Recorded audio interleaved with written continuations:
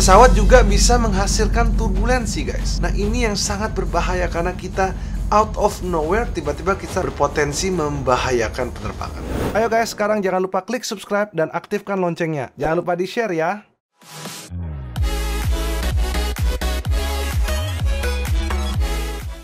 Halo guys, jumpa lagi dengan Kapten Vincent Raditya. Hari ini saya akan memberikan informasi seputar apa itu turbulensi dan kira-kira apa saja yang menyebabkan turbulensi dan juga apa efeknya ke pesawat. Oke, sebelumnya bagi kalian semua para penggemar aviasi, kalau kalian ingin memiliki seragam seperti yang saya miliki ini, seragam pilot full set, ada barnya, ada dasinya, ada wingnya, yang tidak terasosiasi dengan maskapai dan bebas digunakan oleh siapapun, kunjungi Instagram atau Tokopedia dari Aviation Fashion, only with Captain Wear. Turbulence, kita akan bicara definisi dari kamusnya sendiri. Kita akan buka dari Google, define turbulence. Kita akan baca arti dari turbulence itu adalah violent or unsteady movement of air or water or of some other fluid. Jadi kita bisa artikan bahwa turbulence ini tidak hanya bisa digunakan pada udara, tapi juga bisa digunakan pada air ataupun cairan lainnya. Intinya sama, violent atau unsteady. Ini kalau kita bicara dari arti dari kamusnya itu sendiri. Kalau kita bahas pengertiannya lebih dalam, sebenarnya itu lebih ke terdisrupsi, terganggu, seperti itulah. Jadi kalau di aviasi definisinya sedikit berbeda, yaitu sudden change of airflow. Mirip-mirip sih, tapi kurang lebih sama. Jadi kita anggap saja untuk education purpose, kita akan lihat, kita analogikan bagaimana asap rokok. Walaupun saya sudah tidak merokok dan saya rekomendasi buat kalian semua untuk tidak merokok karena merokok itu tidak baik untuk kesehatan. Cuman ini merupakan salah satu analogi yang sangat mudah bagi kalian semua yang tahu, kan pastinya sedikit banyak pasti ngelihat orang merokok. Biasanya asapnya itu menggumpal. Apa yang terjadi ketika satu orang meniup asap yang tergumpal itu? Tadinya dia sudah diem karena tidak ada udara dan angin yang meniup itu, tapi tiba-tiba ada seseorang dari samping dia tiup. Udara yang tadinya tenang, maka udara tersebut terdisrupsi. Maka bisa dikatakan di samping-samping udara yang lagi diem itu adalah udara yang terdisrupsi atau turbulence. Nah, analoginya kurang lebih sama. Turbulence ini, the sudden change of airflow, pada umumnya disebabkan oleh beberapa jenis turbulence.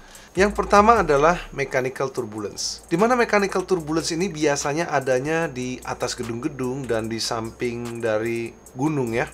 Jadi kita bisa analogikan seperti ini guys. Misalnya di masa kecil kalian punya mobil-mobilan guys. Ada 5 mobil-mobilan, kalian taruh berdekatan. Coba kalau kalian sekali-sekali kalian tiup dengan vape ataupun rokok di sana. Jadi kalian akan bisa melihat bagaimana benda padat seperti mobil ataupun rumah ataupun gedung ataupun gunung ketika ditiupkan dengan udara yang cukup kuat, maka fungsi udara ini kurang lebih mirip sama air. Dimana kalau air lagi mengalir, kita taruh sebuah objek di sini, maka air akan melalui samping-sampingnya dari objek tersebut. Jadi prinsip kerjanya kurang lebih sama. Akan tetapi mechanical turbulence itu disebabkan oleh surface friction. Udara yang tertiup, dia naik lagi dan berputar-putar kembali seperti itu. Dan penyebab yang kedua adalah thermal turbulence. Thermal turbulence ini biasa disebabkan oleh uneven heating of the earth's surface. Artinya matahari misalnya bisa ketutupan sama awan, atau kontur daratan di sebelah sini lebih tinggi sehingga lebih terekspos ataupun tidak tertutup dengan sinar matahari. Uneven ini membuat udara panas naik dan udara dingin turun. Nah, ini membuat disruption of airflow. Jadi ada yang naik dan ada yang turun. Kalian bisa bayangkan ya, karena tidak bisa saya gambarkan, kita anggap saja ada yang naik dan ada yang turun, sesuai dengan analogi apa yang dinamakan dengan turbulence. Jadi kalau kita bicara thermal turbulence, biasanya konvektif, udaranya naik ke atas. Yang seperti ini adanya di awan-awan seperti awan cumulus seperti itu. Kalau kita terbang di samping-sampingnya awan cumulus itu, biasanya di sampingnya itu ada disruption of airflow. Awan cumulus itu terbentuk karena adanya convection, artinya adanya kenaikan udara panas naik ke atas. Nah, makanya pada umumnya awan jenis cumulus ini lebih terekspos dengan turbulence lebih banyak daripada awan jenis stratus. Awan stratus pada umumnya karakteristiknya adalah di mana daya pandangnya itu rendah, tapi turbulensinya least turbulence. Jadi lebih tidak turbulence lah dibandingkan dengan awan cumulus. Lalu yang ketiga ada namanya turbulence caused by clear air turbulence, di mana turbulence jenis ini tidak memiliki moisture. sehingga sangat sulit untuk dideteksi. Makanya kalau kita terbang dalam cuaca yang sangat bersih sekali, kita terbangnya enak, tapi out of nowhere tiba-tiba terkena turbulence yang mengagetkan. Clear air turbulence ini terasosiasi biasanya deket-deket sama jet stream. Jet stream itu adalah terowongan udara dari barat ke timur atau timur ke barat, di mana kecepatan udara di sana bisa mencapai 200-300 km per jam. Jadi untuk saya sendiri pernah merasakan jet stream hingga 120 knots. Kalian bisa bayangkan seberapa kencengnya. Jadi clear air turbulence ini biasanya terasosiasi adanya deket-deket sama si jet stream. Makanya pentingnya membaca ramalan cuaca ketika kita akan terbang.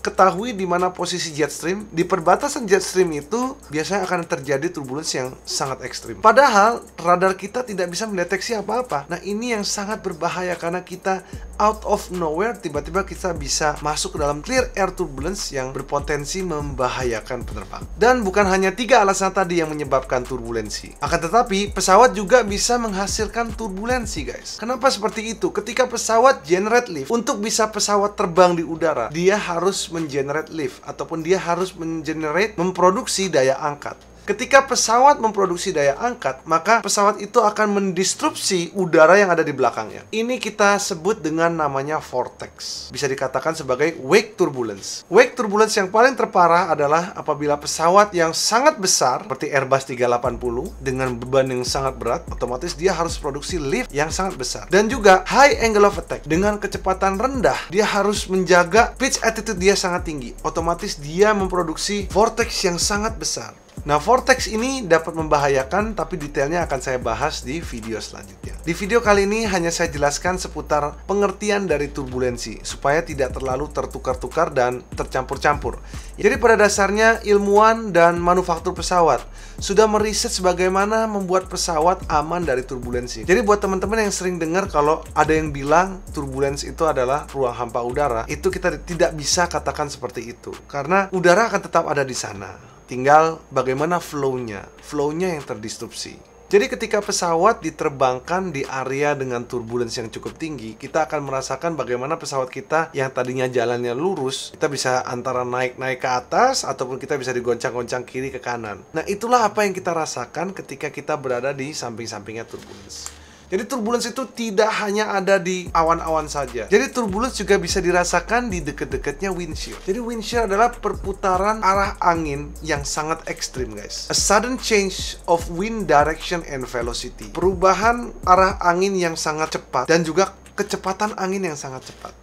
Jadi turbulensinya akan lebih ekstrim ketika convectionnya lebih besar. Ketika kencangnya angin juga lebih kencang. Jadi bisa saya katakan secara pasti bahwa pesawat komersial yang ada sekarang digunakan di maskapai di seluruh dunia, ini bisa dikatakan sangat aman dan chance terjadinya kecelakaan pesawat dikarenakan turbulence cukup kecil. However, saya akan bahas di video berikutnya bahaya turbulence dan efeknya ke manusia. Tapi di video ini lebih saya fokuskan kepada pesawatnya. In general, pesawatnya kuat untuk dibanting-banting, guys.